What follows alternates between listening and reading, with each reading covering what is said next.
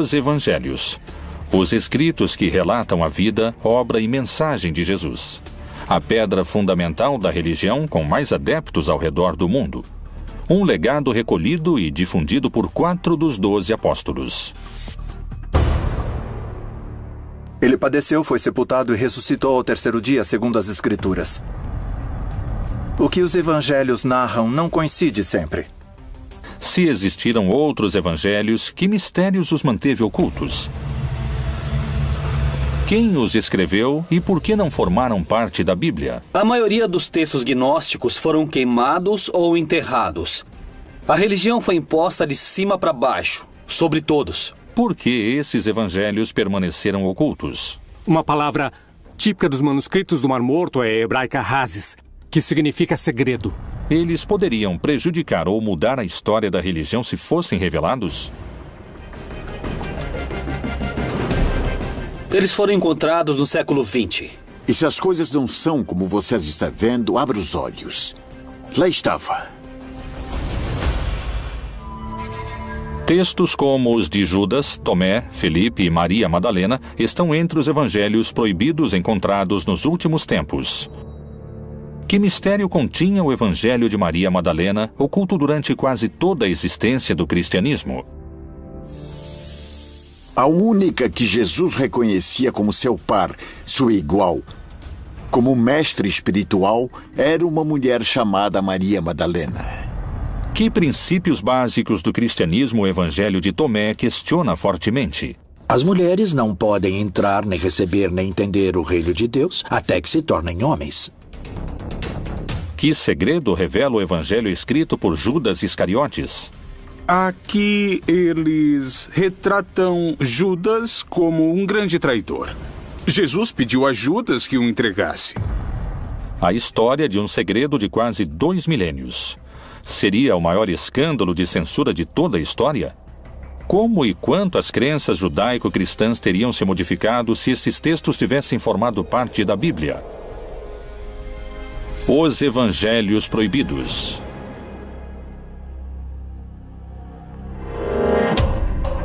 A Bíblia contém 1.189 capítulos, 31.102 versículos, 773.693 palavras e 3.566.480 letras. Não admite nenhuma a mais e nenhuma a menos. Evangelho significa boa notícia, um anúncio que tem um conteúdo positivo. Isso significa evangelho. A palavra cânone em grego significa regra, ou seja, é um texto que reconhecemos como regrado. E a igreja identifica nele uma determinada realidade. É uma regra, é uma legislação, é um reconhecimento da validade desses textos. Os 4 evangelhos canônicos são Mateus, Marcos, Lucas e João. A pergunta é, até onde esses materiais têm realmente uma base histórica? Eles realmente têm como origem o Jesus histórico? Quais foram os textos excluídos do livro sagrado? Bom, é o seguinte, nós temos o Evangelho de Felipe, temos o Evangelho de Judas, temos materiais referentes a Maria Madalena. De que época datam esses textos que foram denominados de evangelhos apócrifos? Os evangelhos apócrifos têm em comum o fato de datarem de uma época tardia, ou seja, entre o século II e o século V depois de Cristo, quando nenhum dos apóstolos estava vivo, e tampouco seus primeiros discípulos. A maioria dos evangelhos apócrifos tem procedência gnóstica e refletem uma postura totalmente antijudaica, já que o judaísmo postula um Deus criador de um modo material e o gnosticismo postula um mundo material malvado e um Deus que está interessado somente no mundo espiritual. Algo que é comum a todos os apócrifos é um Jesus que é como um holograma. É uma projeção aparente, mas nunca é realmente humano. O gnosticismo cristão lembra de alguma maneira o descobrimento dos manuscritos. E nesse caso, reflete o que chamamos de uma literatura que se originou no gnosticismo cristão, que nesses anos já era considerado pelos poderosos a corrente central do cristianismo uma heresia. E por isso, nesse caso, os livros que haviam desfrutado de prestígio nesses círculos foram escondidos e não destruídos. E com isso podemos recuperar não somente uma literatura perdida, como uma literatura que tinha, em alguns casos, também raízes judaicas. Por isso que os evangelhos apócrifos, em primeiro lugar, não são evangelhos, porque não se identificam com os evangelhos do século I quanto a dar uma boa notícia de que o Messias havia chegado, morrido e ressuscitado, e sim, de modo geral, são de um caráter docetista, uma palavra que deriva do grego docere, que significa aparência. Para os gnósticos cristãos dos evangelhos apócrifos, Jesus aparecia como humano, mas não era verdadeiramente humano, porque sendo um espírito muito elevado, não podia realmente ter se rebaixado e se convertido em matéria. Uma vez que o cristianismo se tornou a religião oficial do império e que os bispos cristãos declararam heréticos certos textos e penalizaram sua posse, iniciou-se o processo de perseguição muito intenso contra todos os evangelistas gnósticos, contra todos os gnósticos valentinianos, e a posse de textos evangélicos foi considerada um delito grave. Os evangelhos teriam sido silenciados por uma luta de poder no seio do cristianismo? Em 1947, pastores beduínos encontraram cerca de 800 fragmentos de manuscritos do Mar Morto que datam de cerca de 2000 anos em cavernas no deserto da Judéia. Que segredos misteriosos revelam os textos encontrados?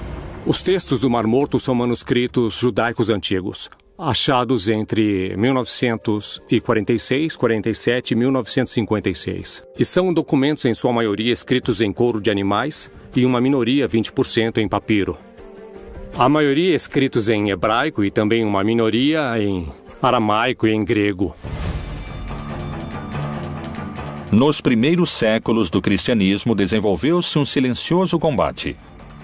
Os gnósticos, que desejavam uma relação direta com Deus e que tinham seus próprios evangelhos, enfrentaram-se com uma crescente hierarquia de cristãos ortodoxos, que só aceitavam 4 evangelhos.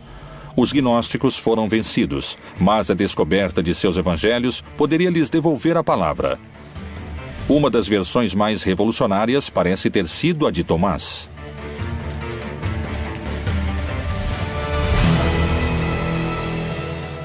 Há um escrito que alguns chamaram de Quinto Evangelho, que é o Evangelho de Tomé. Na verdade, nós o conhecemos pela tradução em copta, que foi achada na região do Egito, onde, por certo, muitos dos gnósticos cristãos foram viver. Há uma biblioteca descoberta perto das cataratas do Nilo, que se chama Nag Hammadi, e onde foi descoberta uma quantidade maravilhosa de textos antigos, muitos deles, precisamente, de origem gnóstica. Depois disse a Tomé: põe aqui o teu dedo e vê as minhas mãos, e chega a tua mão e põe-na no meu lado. E não sejas incrédulo, mas crente. Disse-lhe Jesus: porque me viste, Tomé, creste. Bem-aventurados os que não viram e creram. Tomé duvidou da ressurreição, tanto nos textos apócrifos como nos textos canônicos. É muito peculiar, porque o Evangelho de Tomé não fala de quem era Jesus, nem que nasceu de uma virgem, não menciona Maria, nem seu pai, nem seus irmãos, nem a vida de Jesus, nem como morreu. Só fala dos dizeres de Jesus. É uma coleção de 117 dizeres de Jesus. Grande parte dos dizeres de Jesus não aparecem em nenhuma outra parte do Novo Testamento. E fala de um Jesus muito místico, muito espiritual, e que o reino dos céus está dentro de cada pessoa. E que se você desenvolver o reino dos céus através do amor, do altruísmo, não julgar, perdoar, etc., o reino dos céus cresce dentro de você. O reino está dentro de vós, e também está em vosso exterior. Quando conseguirdes conhecer a vós mesmos, então sereis conhecidos e compreendereis que sois filhos do Pai vivo. Há quem diga que se os textos tivessem ficado dentro da Bíblia, seria um contra-argumento do cristianismo institucionalizado. Por exemplo, um texto de Lucas, em que Jesus diz: o reino dos céus está. Em grego escreveram mesos, vocês. Mesos pode ser traduzido como dentro ou entre. E Tomé vai dizer que Jesus disse dentro de vocês. O reino dos céus está dentro de cada um. Qual seria a mudança fundamental que poderia provocar a tradução segundo o texto de Tomé? Não haveria igreja. A igreja em si significa grupo, significa pessoas convocadas, congregadas. Por que pode ser igualmente traduzido como Tomás traduz? O reino dos céus está dentro de cada um. Para o gnosticismo, a experiência religiosa é uma experiência imediata que não requer mediação do sacerdote ou do bispo. Nós temos mediações para aprender. Temos mediações para nos relacionar com os demais, temos mediações na linguagem, temos mediações no modo de nos comportar com os outros. E prescindir de mediações é uma pretensão que realmente não corresponde à prática e à experiência humana natural.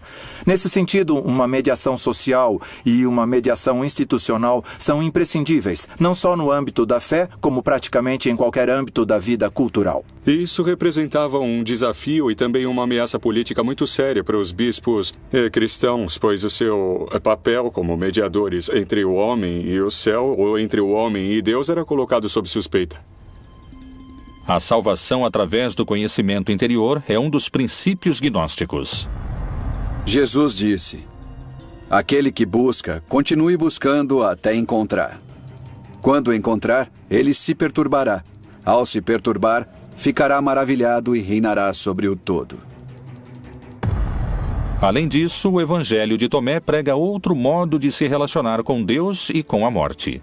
O que o Evangelho de Tomás nos convida a entender é que nós não somos nossos pensamentos, não somos nossas emoções. Segundo os gnósticos, na medida que aprendemos a tomar distância e a deixar de pensar e de crer que somos nossos pensamentos e nossas emoções, podemos concentrar nossa atenção em quem observa esses pensamentos e emoções. E, paulatinamente, vamos nos identificando com o observador, e não com esse ruído mental e essas emoções. E é aí que reside o segredo da imortalidade para eles. Jesus disse: eu mesmo vou guiá-la para torná-la macho, para que ela também possa tornar-se um espírito vivo semelhante a vós machos. Porque toda mulher que se tornar macho entrará no reino do céu. Tomé queria um mundo não só sem instituições, como também sem mulheres, segundo afirmam alguns especialistas. O Evangelho de Tomé não tem uma mensagem central, porque parece somente um mosaico de dizeres atribuídos a Jesus. No entanto, temos um caso muito curioso. Ele diz que Maria Madalena terá de se converter em homem porque as mulheres não podem entrar, nem receber, nem entender o reino de Deus até que se tornem homens. O Evangelho de Tomé não foi o único que permaneceu oculto durante séculos. O manuscrito do apóstolo Felipe também foi recuperado. Nos escritos de Felipe, este contradiz Tomé em relação ao lugar que ocupa a igreja e a mulher.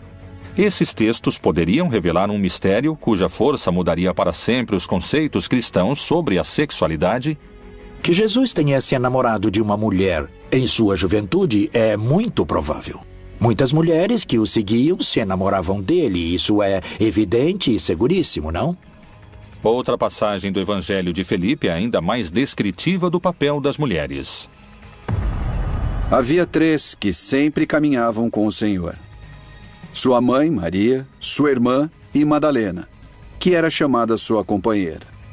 Sua irmã, sua mãe e sua companheira, todas chamavam-se Maria. O Evangelho de Felipe também diz que Pedro, em algum momento, insistiu para que deixassem as mulheres de lado, que não poderiam ser discípulas nem apóstolas de Jesus. E Jesus responde de maneira maravilhosa. Ele diz: deixem que elas nos sigam, porque a que se tornar minha discípula terá um espírito vivo como o de vocês, varões. E Pedro insistiu, não, sobretudo Maria, que ela, Maria, nos abandone, a Maria de Magdala. E Jesus lhe disse, toda mulher que se humanize a si mesma entrará no reino dos céus. Esse texto também está no Evangelho de Felipe e também o tiraram. Nesses textos são mencionados elementos das mulheres, personagens femininas. Falam do espírito como algo feminino, o que não agradou às pessoas que decidiam que textos que entravam ou não entravam. Então os excluíram completamente, porque a postura sempre foi de um ponto de vista masculino. Os evangelhos proibidos de Tomé e Felipe não são os únicos que relatam uma versão distinta da encontrada na Bíblia oficial. Que versão surpreendente se encontra nas páginas dos textos de Judas Iscariotes que poderia mudar para sempre a imagem que o cristianismo teceu sobre ele?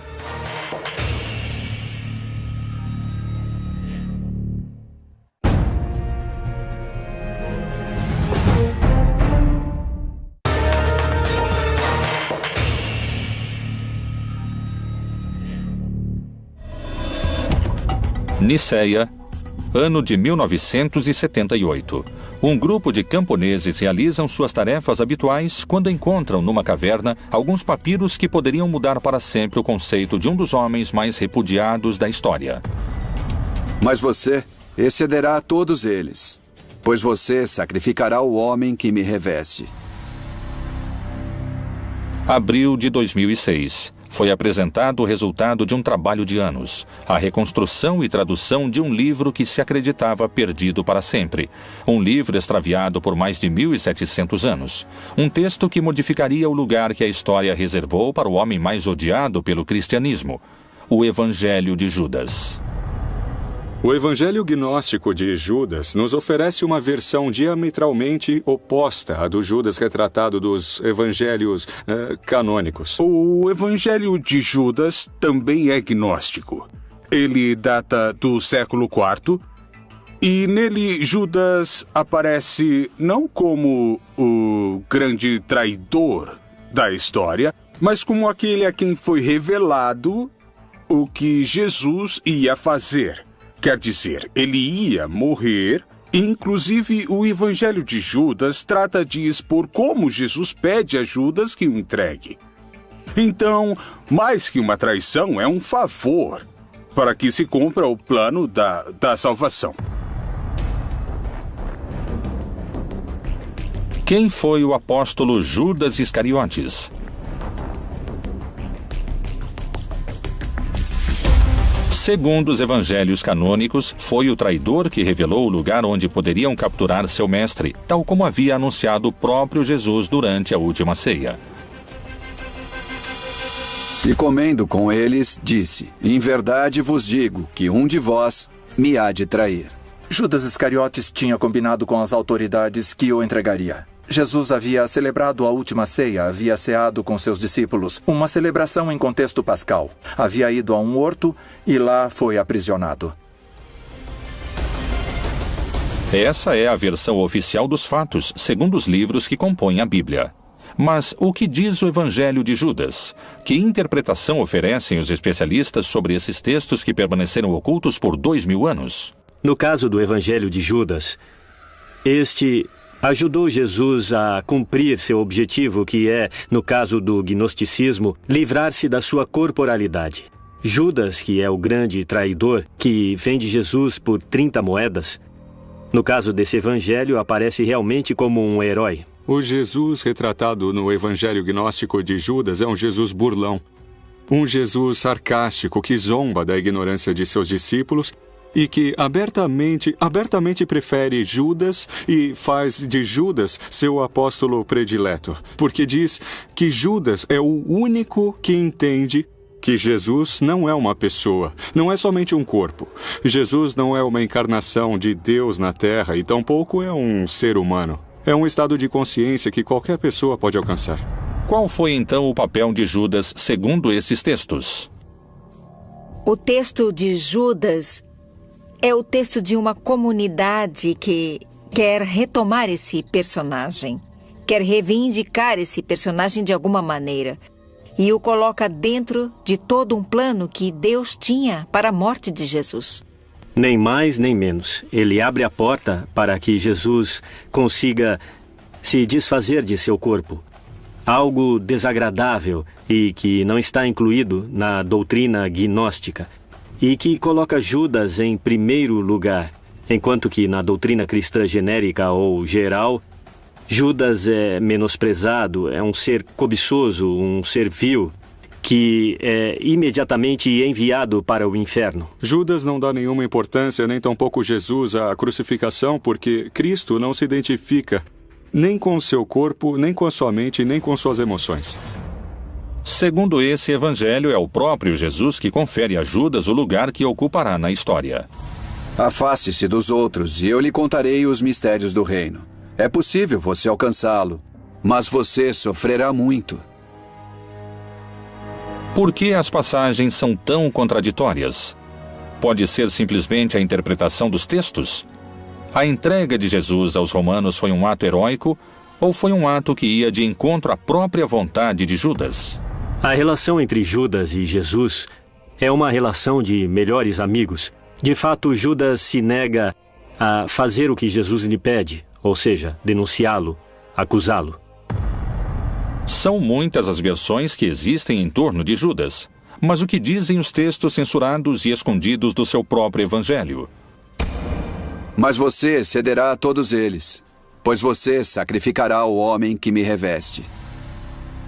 Mas além da revelação do papel heróico de Judas na história, esse evangelho também coloca em primeiro plano a luta entre os gnósticos e a igreja. No evangelho de Judas, a crucificação também é um símbolo.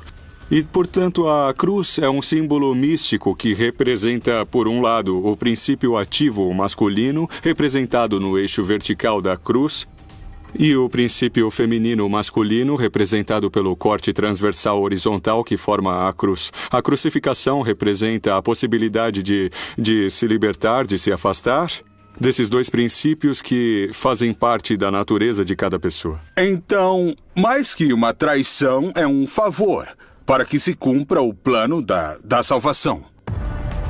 O evangelho de Judas o descreve não como um traidor, mas sim como um herói fundamental para cumprir o plano de Deus. Algo semelhante ocorre nos textos de Maria Madalena, que, longe de apresentá-la como uma pecadora, mostra-a como a discípula eleita, que daria continuidade ao projeto de Jesus.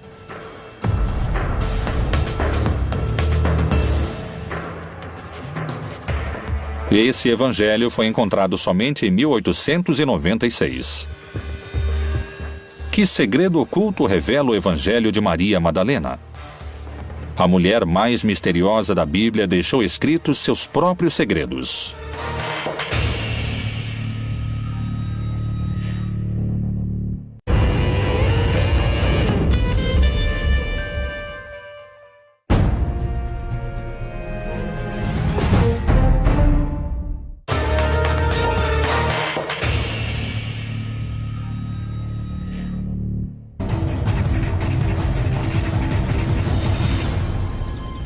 Os evangelhos gnósticos apresentam diferenças fundamentais em relação aos chamados canônicos, como os de Tomé, Felipe e Judas. Mas esses não são os únicos. O recente achado dos manuscritos do Evangelho Proibido de Maria Madalena aprofunda ainda mais essas diferenças.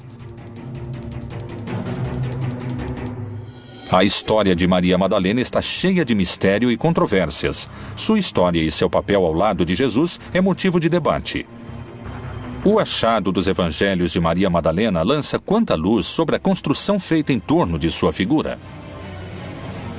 Maria Madalena, nos evangelhos canônicos, desaparece. A figura principal, isso afastando-nos dos gnósticos, a figura principal dos evangelhos, que descobre que Jesus não está na tumba, é Maria Madalena. Os outros duvidaram até o final. Nos textos gnósticos, quando Maria Madalena é a discípula preferida de Jesus, ela é a mulher muito próxima de Jesus, que a amava intensamente. Ela andou com ele junto com os discípulos desde que Jesus pregava na Galileia. Ou seja, Maria estava acostumada com um trato cotidiano e direto com Jesus. Quais são as palavras do Evangelho de Maria Madalena que ordena segui-la ao invés dos discípulos? Será que ele realmente conversou em particular com uma mulher e não abertamente conosco? Devemos mudar de opinião e ouvirmos a ela? Ele a preferiu a nós? O texto concreto de Maria Madalena é do século II, não chega ao século III. Jesus de Nazaré beija Maria Madalena na boca, indicando que ela é alguém diferente e que está acima dos demais apóstolos. Maria Madalena é uma de suas eleitas. A pessoa com quem Jesus, desde outro mundo, não sabemos, desde algum lado, decide se contactar não são os outros 12 apóstolos, muitos dos quais escreveram a Bíblia, mas sim com uma mulher prostituta que se chama Maria Madalena, que é quem dá a boa nova. Não? Coisa curiosa, como era diferente Jesus, não, em relação a todo o resto da Bíblia. É para ela que Jesus aparece pela primeira vez.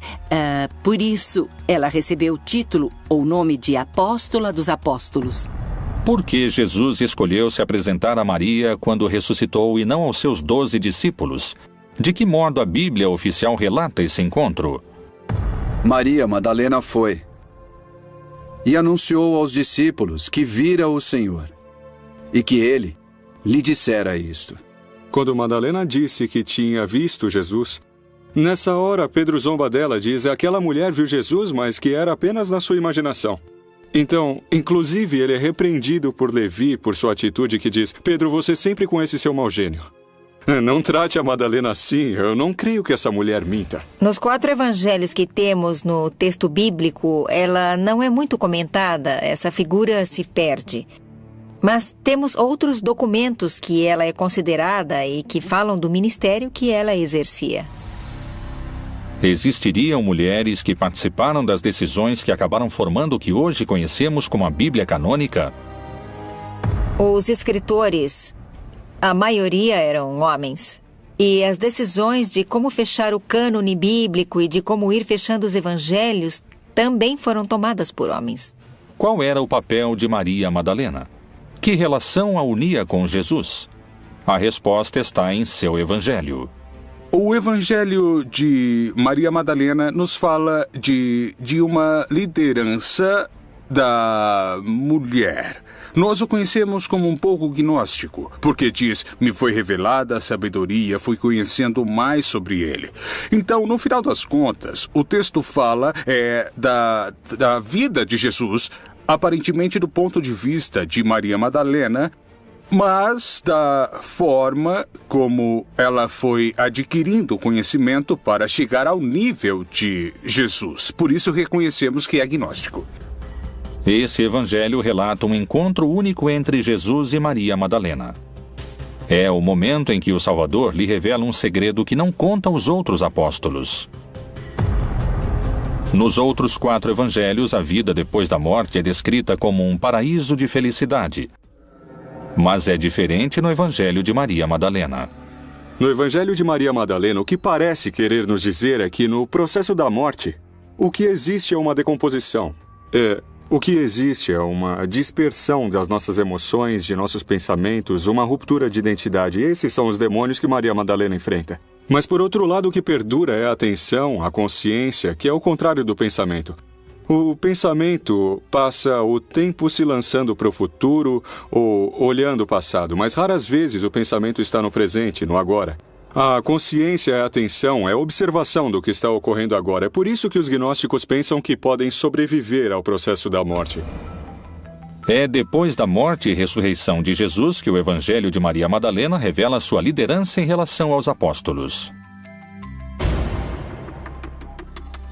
Maria Madalena se levantou, cumprimentou a todos e disse a seus irmãos: não vos lamentais nem sofrais. Antes, louvemos sua grandeza, pois ele nos preparou e nos fez homens. No Evangelho que leva o seu nome, ela aparece como uma figura central. Geralmente se referem a ela, ou ela mesma se refere a si mesma como a alma. E isso permite entender que, na concepção gnóstica, a divindade não só é masculina, mas a divindade também tem uma dimensão feminina. Antigamente, as pessoas se persignavam em nome do Pai Criador, do Filho Redentor e da Mãe da Sabedoria. Havia uma mulher na Trindade. Como o Espírito, em hebraico e em grego, é feminino, o Espírito Santo era uma figura feminina. As primeiras igrejas cristãs se encontravam nas próprias casas dos seguidores. Lá, as mulheres tinham um papel predominante dentro da comunidade e na pregação do Evangelho. Não havia sacerdócio no século I. Não havia homens nem mulheres sacerdotes, mas quem partiu o pão era a mulher. A dona da casa onde se reuniam era a mulher, não era um assunto de homens. Foi no concílio de Nicéia que expulsaram os gnósticos e excomungaram todos os textos que diziam que a mulher era importante para Jesus, que Maria Madalena era uma apóstola importante. E sobretudo no concílio de Constantinopla, no ano 380, excomungaram quem acreditava que havia uma feminilidade em Deus. Jesus trata de maneira semelhante os homens e as mulheres e os convoca para seu grupo. O grupo de Jesus é uma nova maneira de estar na Terra. As mulheres comem diante dos homens quando nessa cultura não podem. Só diante de seus maridos elas podem se descobrir para comer. Bom, se a Igreja Católica Romana tivesse aceitado mulheres sacerdotes, teria se aproximado mais das pessoas. Jesus caminhou com mulheres e homens. A Igreja não aceita isso. Considera apenas o homem. Não quer ver o que Jesus deixou. Os textos são simbólicos, quer dizer, a única que Jesus reconhecia como seu par, seu igual, como mestre espiritual, era uma mulher chamada Maria Madalena. Cada evangelho proibido tem sua postura.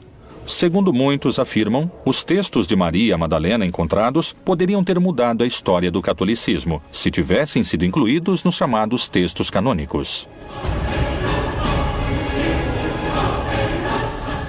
Chegou a nós um texto escrito por uma mulher. Não sabemos que mulher e se sabia escrever. Numa análise filológica, é um olhar de mulher. Chama-se o Evangelho de Maria Madalena. Não foi escrito por Maria Madalena, é claro, ela não sabia escrever. Mas há aí uma mulher. Então, obviamente, hoje seria outra visão do assunto se as mulheres tivessem sabido escrever e tivessem transmitido sua mensagem como discípulas de Jesus. Os evangelhos proibidos apresentam o lado oculto de Jesus e Maria Madalena como uma líder dos apóstolos. Os evangelhos de Judas, Maria Madalena, Felipe e Tomé compartilham uma raiz gnóstica. Um caso diferente é o de um evangelho descoberto por arqueólogos franceses em 1886, nos braços de um bispo enterrado muitos séculos antes. Que notícias reveladoras sobre Cristo trazem os manuscritos encontrados de Pedro? Que dizem esses textos ocultos durante tantos anos e que agora vieram à luz? Os Evangelhos de Pedro, os escritos proibidos do primeiro Papa.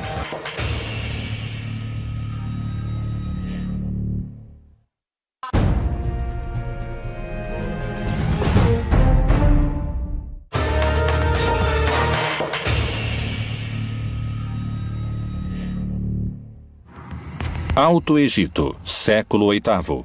Um monge faz seu último pedido, ser enterrado com o livro que protegeu durante toda a sua vida. Inverno de 1886, sessão cristã de um cemitério no Alto Egito. Um grupo de arqueólogos franceses procuram peças e encontram o caixão que encerra o monge. Abrem-no e encontram em seus braços um antigo livro, e com ele a confirmação de uma suspeita. O Evangelho de Pedro existe. Durante mais de 1500 anos, a cristandade havia conhecido Cristo através das palavras de Mateus, Marcos, Lucas e João. Agora emergia outra verdade. É um evangelho que tem muitas diferenças com o que dizem de Pedro nos 4 evangelhos canônicos, e especialmente em relação ao episódio da ressurreição. O que diferencia o evangelho de Pedro dos evangelhos oficiais? O relato da ressurreição de Jesus está reconstruída, está ampliada, está aumentada, tem mais fantasia, e Pedro tem um papel maior, envolve muito mais os grupos judius, como que se arrependendo de não haver aceitado Jesus em seu momento. No Evangelho de Pedro, diferentemente do resto dos evangelhos, ele narra e descreve detalhadamente o episódio da ressurreição. Creio em um só Deus, Pai Todo-Poderoso, Criador do céu e da terra, e de tudo que é visível e invisível. E por causa disso foi crucificado nos tempos de Pôncio Pilatos. Padeceu e foi sepultado e ressuscitou ao terceiro dia, segundo as Escrituras. Outra das enormes diferenças que existem entre o Evangelho de Pedro e o restante que os evangelhos nos contam sobre Pedro é que, efetivamente, o Evangelho de Pedro diz que o responsável pela execução de Jesus realmente não foi Pilatos, e sim Herodes. Além disso, Pedro relata o momento da ressurreição em que o centurião e seus companheiros de guarda se apressaram a visitar Pilatos à noite, abandonando o sepulcro para lhe contar sobre a ressurreição. Depois, todos se aproximaram, pedindo e suplicando que ordenasse ao centurião e aos soldados não contar a ninguém o que tinham visto. Para nós, diziam, é melhor sermos culpados de gravíssimo pecado diante de Deus do que cairmos nas mãos do povo judeu e sermos lapidados. Pilatos, então, ordenou ao centurião e aos soldados que nada dissessem. Se não tivessem realmente mantido silêncio quanto à ressurreição de Jesus, suponho que tivesse acontecido o mesmo. Mas o que é muito importante ver é por que os evangelhos canônicos enfatizam tanto que a ressurreição foi uma ressurreição carnal. Por que importa tanto ao cristianismo canônico enfatizar a carnalidade da ressurreição, enquanto que para o gnosticismo a ressurreição de Jesus é algo que se apercebe e se percebe de maneira interna, de maneira espiritual? Essa é a grande diferença que existe entre o Evangelho de Pedro e os evangelhos oficiais. Quem realmente presenciou a ressurreição de Jesus? O resto do texto é muito semelhante aos relatos dos 4 apóstolos incluídos na Bíblia. Tal semelhança desperta algumas suspeitas. Quando foram escritos uns e outros? Quem narrou antes o milagre da ressurreição? Realmente não sabemos quem escreveu os evangelhos no Novo Testamento, nem sabemos quem escreveu esses outros evangelhos. Mas provavelmente foram escritos a partir de coisas que foram transmitidas oralmente. Podem ter sido escritos no final do século I, como o Evangelho de João no Novo Testamento, ou durante o século II. Todos escreveram a partir das histórias contadas pelos seguidores anteriores à época de Jesus. Quando comparamos os evangelhos, em muitos casos a mesma informação aparece em contextos literários diferentes. O que prova que já existia, de alguma maneira, uma flexibilidade na transmissão da tradição no cristianismo antigo, que conheciam as frases, mas nem sempre sabiam em que contexto haviam sido ditas. E por isso, há cristianismos diferentes. Haviam reconstruído esses contextos diferentes. E os evangelhos são a prova de que essas informações parecem ter funcionado, ter sido transmitidas de uma maneira independente, sem o contexto histórico narrativo original. Então, os 4 evangelhos canônicos correspondem às autorias de Lucas, Marcos, Mateus e João?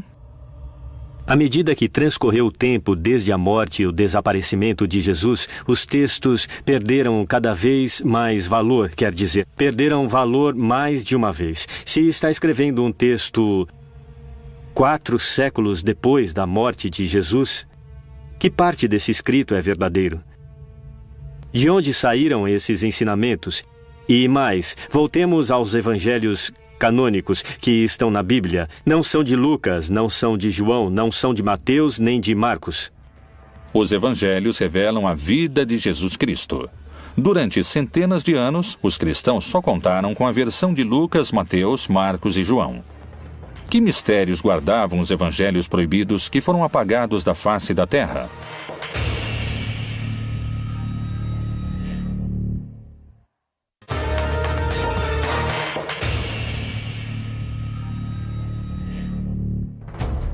Quais foram os motivos para que alguns evangelhos fossem incluídos na Bíblia e outros fossem silenciados?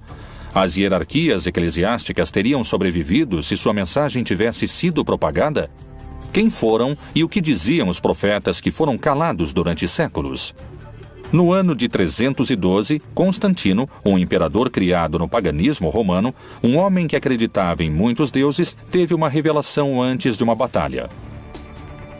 Constantino teve um sonho em que uma voz lhe disse que se, durante aquela batalha, portasse uma cruz, um crucifixo, seria vencedor.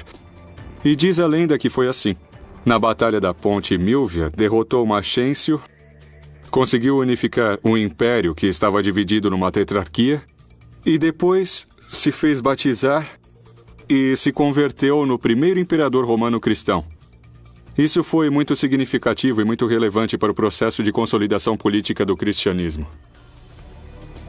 A partir do triunfo de Constantino, a religião católica mudaria para sempre com o Concílio de Nicéia. Esse concílio ordenou o imperador Constantino para tornar o cristianismo uma religião imperial. E porque havia vários cristianismos. Havia o cristianismo monofisista, havia o cristianismo que chamaríamos depois de católico, havia os cristãos gnósticos, havia muitos cristianismos.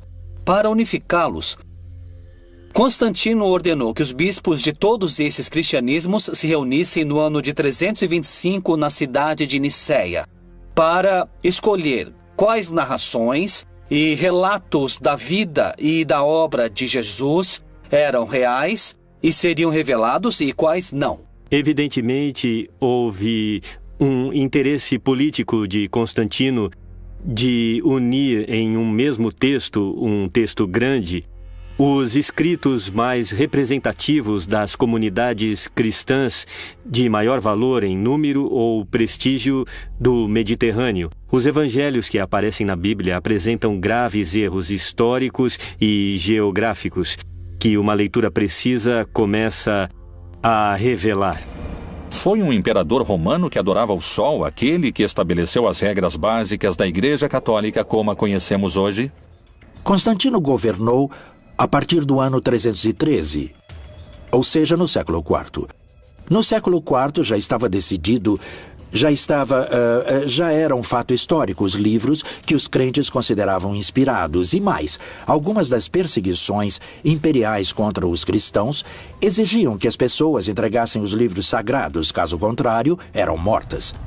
Muitos cristãos se dispuseram a morrer na fogueira porque não entregaram os livros sagrados, e isso foi antes de Constantino.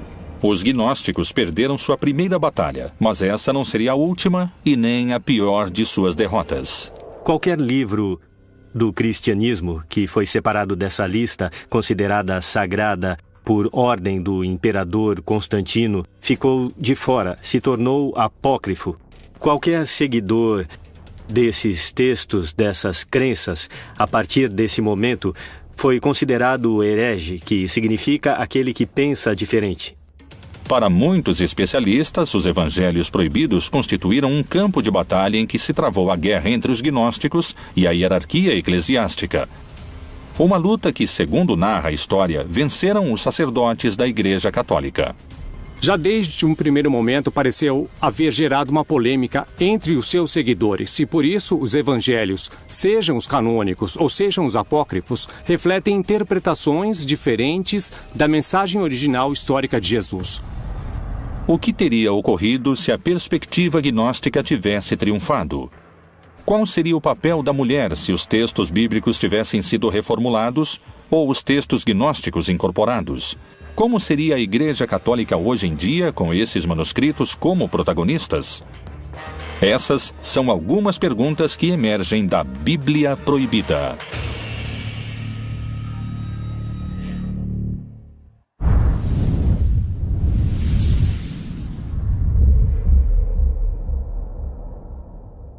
Como origem, o Jesus histórico?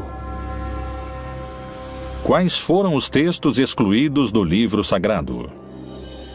Bom, é o seguinte, nós temos o Evangelho de Felipe, temos o Evangelho de Judas, temos materiais referentes a Maria Madalena. De que época datam esses textos que foram denominados de evangelhos apócrifos?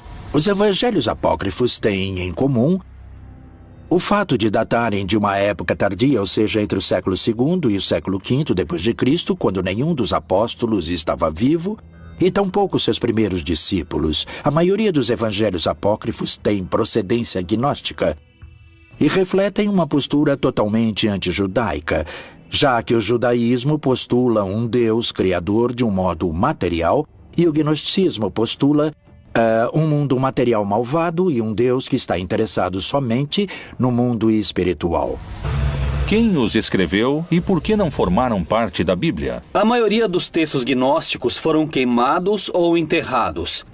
A religião foi imposta de cima para baixo, sobre todos. Por que esses evangelhos permaneceram ocultos? Uma palavra típica dos manuscritos do Mar Morto é a hebraica hazes, que significa segredo.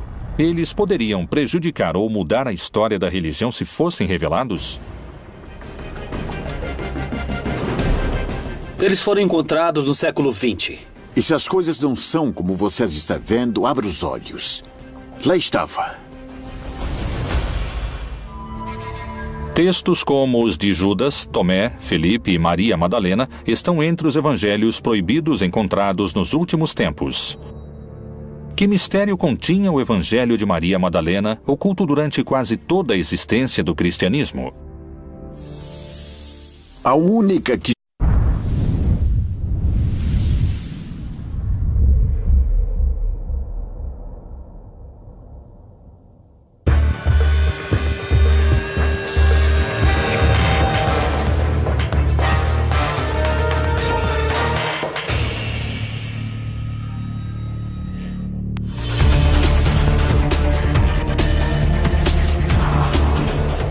Os Evangelhos.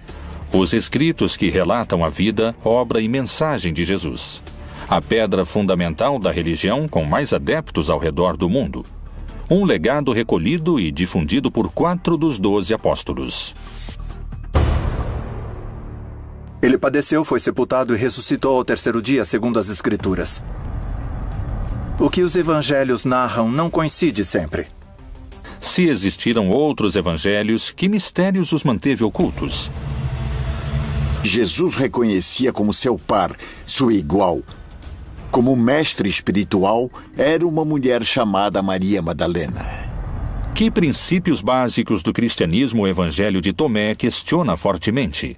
As mulheres não podem entrar, nem receber, nem entender o reino de Deus até que se tornem homens. Que segredo revela o evangelho escrito por Judas Iscariotes? Aqui eles retratam Judas como um grande traidor. Jesus pediu a Judas que o entregasse. A história de um segredo de quase 2 milênios. Seria o maior escândalo de censura de toda a história? Como e quanto as crenças judaico-cristãs teriam se modificado se esses textos tivessem formado parte da Bíblia? Os Evangelhos Proibidos.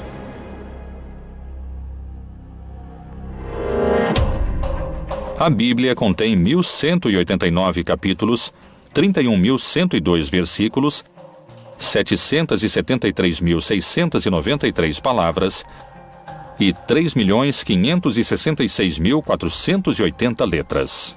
Não admite nenhuma a mais e nenhuma a menos. Evangelho significa boa notícia, um anúncio que tem um conteúdo positivo. Isso significa evangelho. A palavra cânone em grego significa regra, ou seja, é um texto que reconhecemos como regrado. E a igreja identifica nele uma determinada realidade. É uma regra, é uma legislação, é um reconhecimento da validade desses textos. Os 4 evangelhos canônicos são Mateus, Marcos, Lucas e João. A pergunta é, até onde esses materiais têm realmente uma base histórica? Eles realmente têm